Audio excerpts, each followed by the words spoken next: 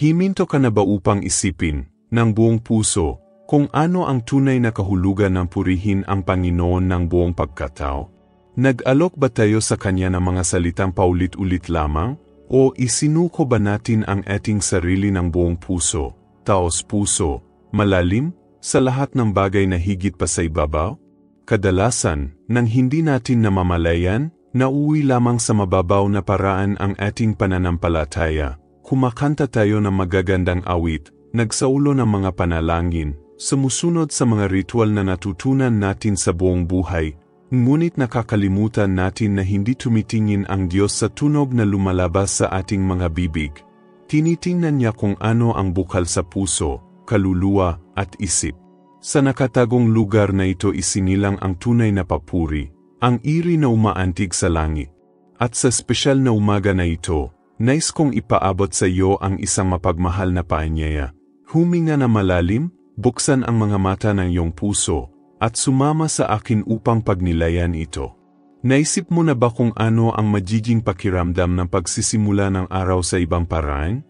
Bago man lang mag-isip tungkol sa mga bill na babayaran, mga nakabinbing bagay, ang mga taong maaring nakasakit sa iyo, o kahit na ang iyong sariling mga alalahanin, ibaling mo na lang sa Diyos ang iyong mga inisip.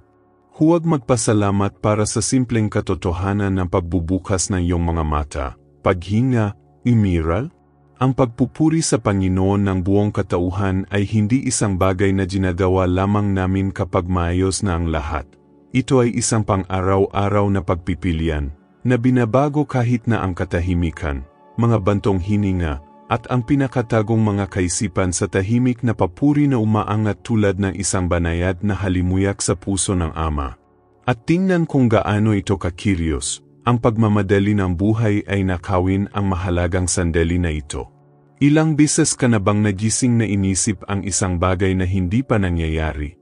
Ilang beses ka na bang bumangon sa higaan dala ang hindi nakikitang bigat na hindi mo man lang may paliwanag? Kaya naman ang pagpupuri ng buo mong pagkatao ay isang pang-araw-araw na disiplina, isang desisyon na kailangang i-renew tuwing umaga. Sumasalungat ito sa lahat ng sinasabi ng mundo na apurahan, sumasalungat ito sa pagkabalisa na nagpipilit na mangibabaw sa atin. Ngunit yaong mga handang sumubok na makatuklas ng isang bagay na nakakagulat. Binabago ng Diyos kahit ang pinakakaraniwang mga minuto ng gawain sa mga sagradong pagkikita, puno ng kapayapaan. Marahil ay naririnig mo na ang mga salitang ito ngayon at dumaraan sa mahihirap na panahon. Marahil ikaw ay pagod, nalulumbay, walang lakas na magdasal.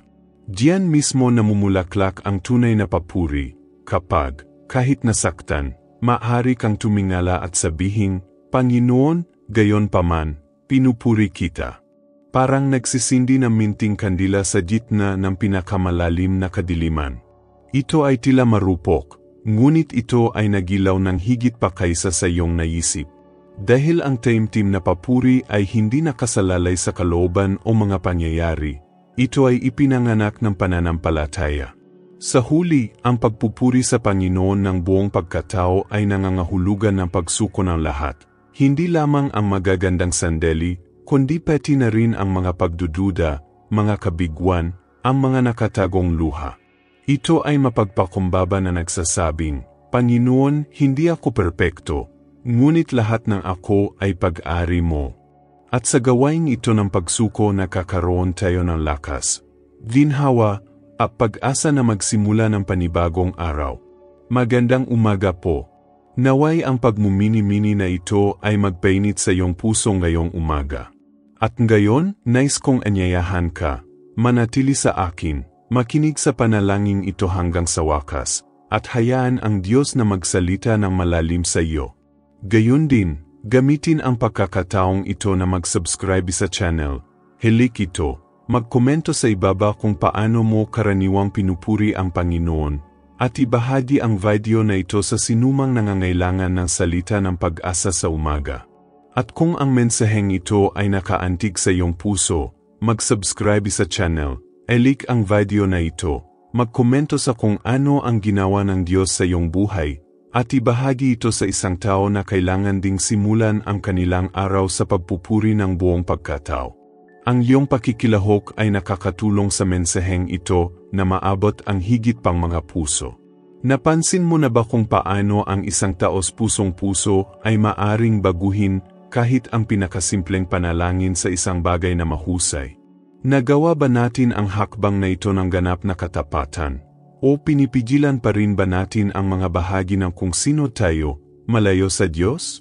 Kadalasan, natatakot tayong ipakita sa Panginoon ang ating mga kahinaan, na parang hindi niya alam. Ngunit tiyak na kapag inyalay natin ang lahat, ang ating kagalakan at kalungkutan, na ang papuri ay nagkakaroon ng tunay na lakas. Dahil hindi mahirap magpuri kapag maayos na ang lahat. Ang hamon ay nasa pagpupuri kahit na ang puso natin ay wasak.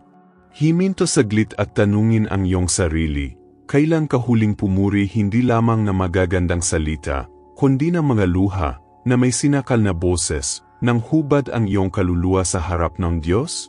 Ang papuri na ito, na ipinanganak ng kahinaan, ay umaantig sa langit sa isang espesyal na paraan.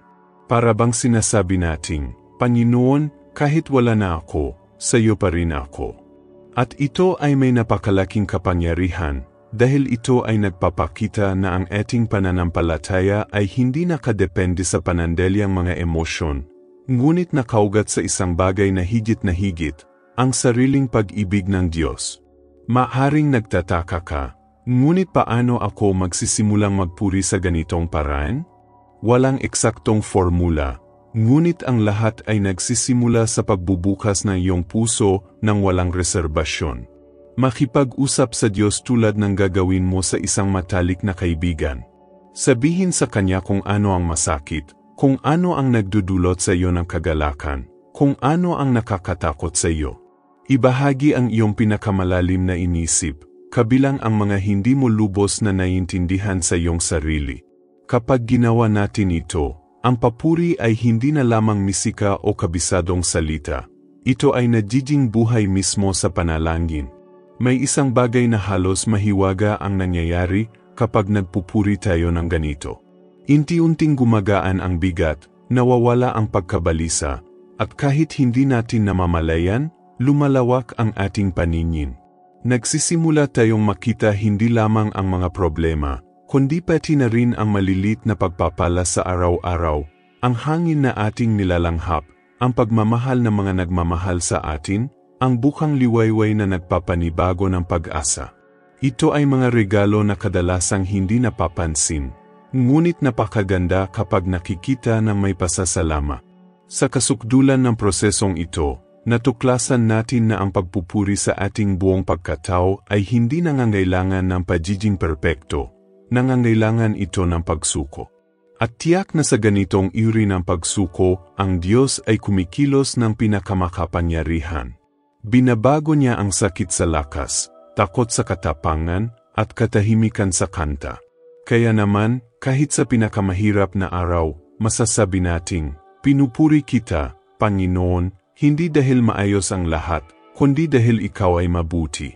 Kung ang mensaheng ito ay nagpapahayag sa iyong puso, gamitin ang pagkakataong ito na mag-subscribe sa channel. Hilik ito, magkomento sa iyong karanasan ng may papuri, at ibahagi ang video na ito sa isang taong kailangang matutong magpuri ng buong pagkatao. Sama-sama nating ipalaganap ang pananampalatayang ito. Naisip mo na ba kung bakit pinahahalagahan ng Diyos ang isang pusong taos-pusong pumupuri sa Kanya? Kailangan ba niya ang ating papuri? Sa totoo lang, hindi. Ang Diyos ay perpekto at kompleto sa Kanyang sarili, ngunit alam niya na kapag pinupuri natin Siya ng buong pagkatao, tayo ang nababago.